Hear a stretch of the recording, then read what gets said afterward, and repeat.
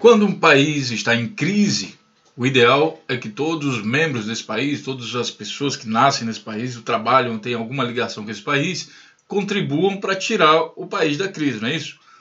O caminho que o governo encontra para isso é, por exemplo, na arrecadação aí através de impostos. Porém, no Brasil, quem paga a conta são os pobres, são os que têm menos, e eu vou explicar aqui nesse vídeo. Sejam bem-vindos aí ao canal Notícias Comentadas. Fique à vontade para deixar seu comentário, que a gente não tem censura. Então é o seguinte, como diz aqui no site Valor Econômico, as pessoas mais ricas no Brasil têm 65,8% do total dos rendimentos isentos. É isso mesmo, vou deixar aqui o link para que você possa ler a matéria, mas essa notícia é confirmada aqui, por exemplo, aqui no BBC Brasil. Rico é o menos taxado no Brasil do que a maioria do G20. Reclamar dos impostos é hábito comum da elite brasileira, mas uma comparação internacional mostra que a parcela mais abastada da população não paga tantos tributos assim. Estudos indicam que são justamente os mais pobres que mais contribuem para custear os serviços públicos do Brasil, do país. Também é confirmado aqui no site da ONU do Brasil, Nações Unidas do Brasil. Brasil é paraíso tributário para super ricos, diz estudo de centro da ONU. Mais ricos representam 71 mil pessoas, 0,05% da população adulta brasileira, e se beneficiam da isenção de impostos sobre lucros e dividendos, uma de suas principais fontes de renda. Entre os países da OCDE, além do Brasil, somente a Estônia oferece esse tipo de isenção tributária ao topo da pirâmide.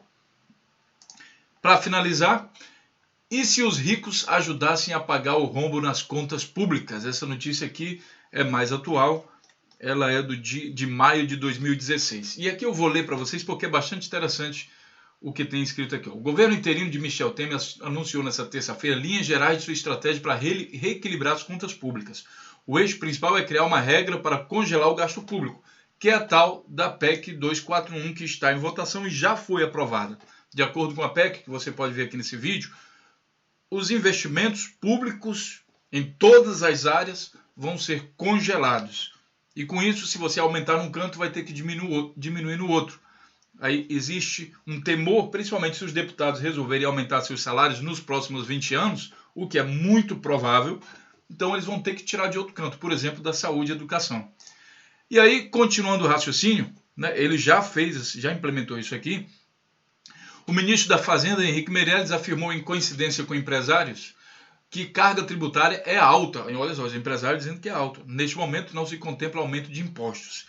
Por isso não vão aumentar impostos. Especialistas ouvidos pelo El País, no entanto, afirmam que há espaço para aumentar a tributação das camadas mais ricas da sociedade, distribuindo fatura de ajuste imediato e de longo prazo de forma mais justa entre ricos e pobres.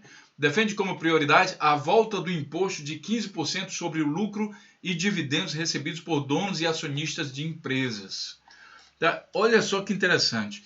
Caso a cobrança desse tributo, que foi extinto em 95 no governo Fernando Henrique Cardoso, o mesmo governo que está aí novamente, que está dizendo que o Brasil tem que economizar. Eles extinguiram o imposto que cobrava dos mais ricos. Se esse imposto voltasse a ser cobrado, o governo poderia arrecadar mais de 43 bilhões de reais por ano, segundo o estudo feito pelos pesquisadores Rodrigo Oraí e Sérgio Gobetti, do Instituto de Pesquisa Aplicada, o IPEA. Ainda bem que o El País deixou aqui essa notícia aqui linkada e você pode conferir o estudo aqui. Ó. Tem um estudo aqui em PDF, né, feito aí desses autores, e você pode ler o documento inteiro. Então não é falácia, não é eu acho, nem nada disso.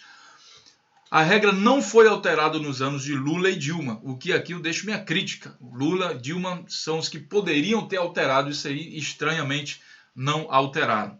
Em 2015, porém, o senador Lindbergh Farias, do PT, apresentou o projeto de lei para modificá-la, mas ele está parado no Senado.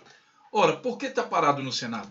Porque o Senado está preocupado em congelar os gastos públicos, tirando o investimento do mais pobre também, junto com a Câmara, junto com Michel Temer, junto com o PMDB e PSDB, que está fazendo uma pressão enorme em cima do Temer para que ele faça essas medidas, tais medidas de austeridade. Pois bem, resta uma coisa. Aqui está a PEC para você entender o que é essa PEC do teste do gasto público, forme sua opinião. Resta uma coisa. Como é que você vai convencer a opinião pública e vai dizer para eles o seguinte: olha, pessoal, é o seguinte, a gente não vai cobrar imposto de rico, mas a gente vai congelar todo e qualquer aumento de investimento que vocês teriam em todas as áreas do setor público. Por exemplo, educação e saúde. A gente vai congelar isso aí. Ele fala para você assim: nós não vamos tirar, nós vamos só congelar. Vai ser corrigido pela inflação. Beleza, você precisa convencer o povo. O que você faz? Você compra a grande mídia.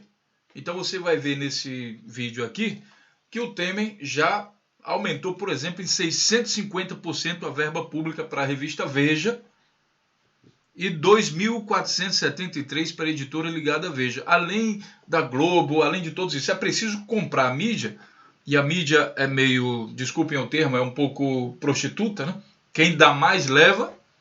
Então o governo vai lá, deu mais. Olha, a notícia que eu quero que vocês publiquem é isso aqui. Convença o povo que esse corte é necessário. Não fala nada sobre esse negócio de imposto de rico, tá? Não fala nada disso aí, não, porque senão o povo não vai entender. É melhor não tocar nesse assunto.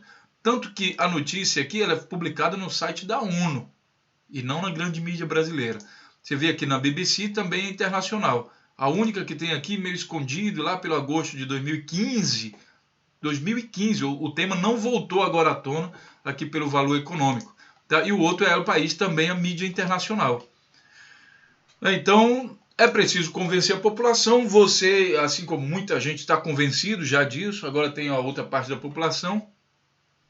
Tá? E pronto, aí o trabalho fica feito. Eles voltam isso, acabam. Por sorte, tem uma pequena parcela da população que são justamente os servidores públicos. Imaginem, muitos servidores públicos que foram à rua contra a Dilma, agora estavam parados em casa esperando o governo Temer fazer alguma coisa por eles.